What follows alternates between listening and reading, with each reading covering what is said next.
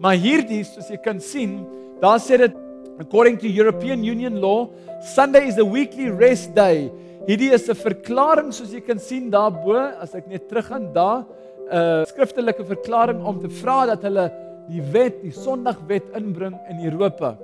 Hier sien jy, nommer 1 sê, it calls on member states of the Europese Unie om die Sondag te protect, te beskerm as die dag van rus.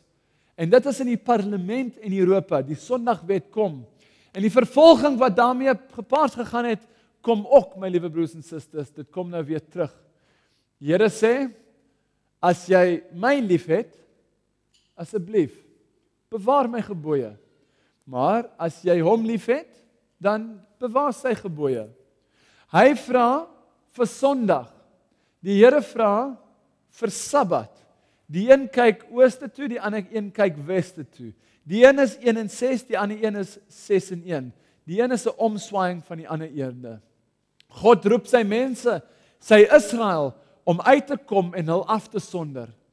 Dit is dieselfde oproep tydens Moses se tyd. Het julle geweet, toe Moses na Farao toe gegaan het en gesê, asseblief, laat my mense gaan. Laat die Here se mense gaan.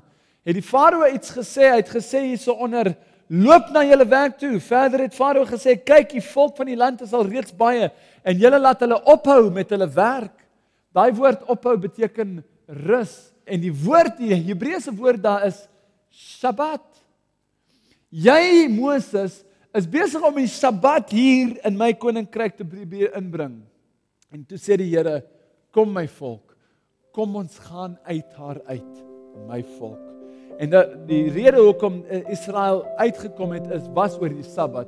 En vandag aan die einde van tyd is Israel weer besig om uit te kom uit paganisme uit, geestelike paganisme, en hulle kom uit en die kernpunt is die Shabbat.